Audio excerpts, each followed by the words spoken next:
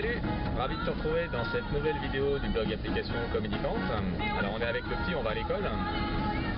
Alors aujourd'hui je vais te parler de Dodo Linux, une version Linux spécifique pour les enfants.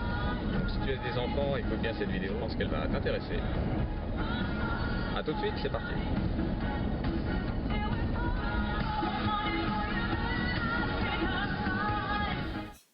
Alors bienvenue dans cette présentation de Dodo Linux, l'ordi qu'il préfère. Donc je me suis rendu sur le site dodolinux.org et donc ici on est sur la page d'accueil du site avec déjà un certain nombre d'informations, donc notamment sur cette version de Linux. Alors Dodo Linux, c'est quoi? C'est un système conçu pour les enfants afin de leur rendre l'utilisation de l'ordinateur la plus simple et la plus agréable possible.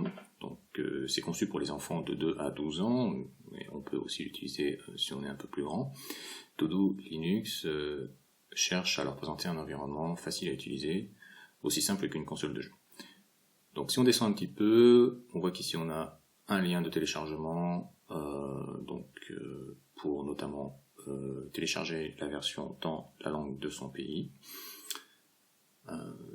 Dodo Linux a pour objectif de rendre l'ordinateur accessible à tous les enfants de la planète et il est disponible notamment dans 44 langues.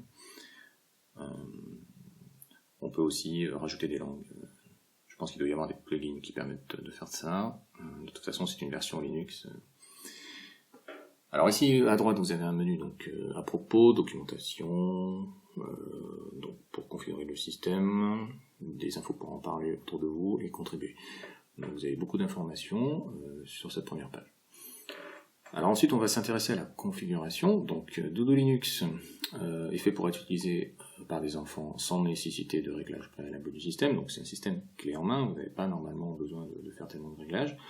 On va quand même balayer avec vous un certain nombre de choses qu'on peut régler, notamment la souris, le son, on peut régler l'écran, agencer son clavier, régler la date, l'heure, le menu d'activité, donc ça c'est pour les activités qui sont autorisées et disponibles, utiliser une clé USB, on verra ça plus tard, utiliser une imprimante, régler la langue, utiliser le réseau et l'utilisation de la borne Wi-Fi.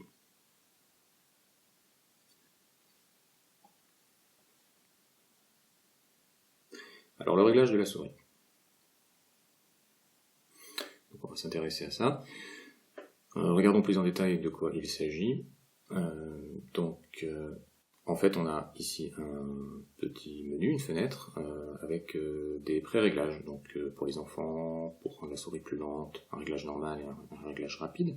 Donc ce sont des pré-réglages qui permettent de faciliter les manipulations. C'est toujours intéressant. Alors les applications, donc Dodo Linux est livré en standard avec environ 75 applications spécialement choisies pour être accessibles aux enfants à partir de 2 ans. Donc il y a des applications dans le domaine éducatif, ludique, travail et le multimédia. Donc c'est assez intéressant, c'est assez varié. On a notamment des jeux éducatifs. On va regarder ce que c'est. Donc vous voyez ici sur la page jeux éducatifs, on a une liste de jeux qui s'affiche à l'écran avec l'âge conseillé, en tout cas pour jouer à ce jeu. Donc il y a différents types de jeux, Busy Cash, Tuxpan, Child's Play, J'ai compris, Renka, Tic-Tac-Toe, des jeux assez classiques finalement, mais qui sont assez variés en même temps et qui sont, je pense, pédagogiques et ludiques, donc c'est très bien pour des enfants qui commencent dans l'informatique. Ça leur permet d'apprendre en s'amusant, c'est quand même assez intéressant. Vous avez un menu applications multimédia. Donc ici un certain nombre d'applications également. VMPK, Hydrogène, donc c'est des applications pour faire de la musique. Songwrite, pour écrire des chansons. Jococher, Piano Booster, Cheese, Stop Motion, GNOME Sound Recorder pour enregistrer des sons. GNOME Volume Control, Totem, Jukebox. Donc tout ça est à expérimenter bien sûr, mais ce sont des applications sans doute assez intéressantes et faciles à utiliser. Alors application pour travailler. Donc on peut aussi travailler avec Dodo Linux. Travailler entre guillemets, il ne s'agit pas de faire un travail de bureau, mais par exemple si vous voulez faire du dessin, on a le logiciel Paint, qui permet de faire des graphiques simplement, du graphisme. TBO, pour dessiner des bandes dessinées et faire des présentations. Donc, intéressant. KTurtle, donc c'est pour apprendre la programmation, c'est un petit peu comme le langage Logo, je ne sais pas si vous connaissez le Logo, mais à l'époque c'est quelque chose qui s'apprenait dans les écoles. Un jeu de labyrinthe aussi, donc voilà, pas mal d'applications intéressantes. Ensuite, alors les questions et problèmes, vous avez la possibilité donc ici d'accéder aux questions et problèmes que vous rencontrez, donc ce sont des petits articles qui vous donnent des précisions, donc notamment des trucs et astuces, réponses aux questions fréquentes, problèmes courants, signaler un problème matériel, et vous avez aussi des notes de mise à jour quand le logiciel sort une nouvelle version. Alors, outils avancés, donc vous avez des choses qui concernent la vie privée, donc c'est intéressant à lire, sur le contrôle parental, contrôler l'utilisation de l'ordinateur, persistance des données, et créer une clé USB Dodo Linux, donc ça c'est pour booter sur le système, c'est assez intéressant, je vous conseille de lire cet article. Et comment installer Dodo Linux définitivement. Ça c'est si vous souhaitez l'installer sur votre disque dur. Alors, ici on a des informations concernant donc Debian, donc qui est la version, en fait c'est la distribution Linux de base, sachant que Dodo Linux c'est finalement un fork de Debian, c'est-à-dire que c'est un logiciel qui a été spécialisé pour les enfants, mais qui se base donc sur une version de Debian.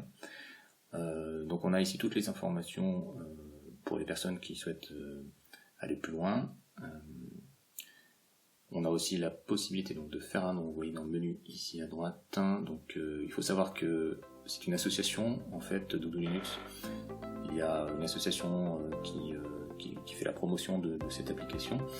Et donc, il y a la possibilité de faire un don, c'est fortement recommandé pour aider finalement la communauté à se développer et à se faire connaître. Donc on peut faire un don par virement bancaire international, par carte de crédit PayPal, et ici donc pour un virement bancaire international, on a ici les coordonnées qui s'affichent, donc c'est intéressant.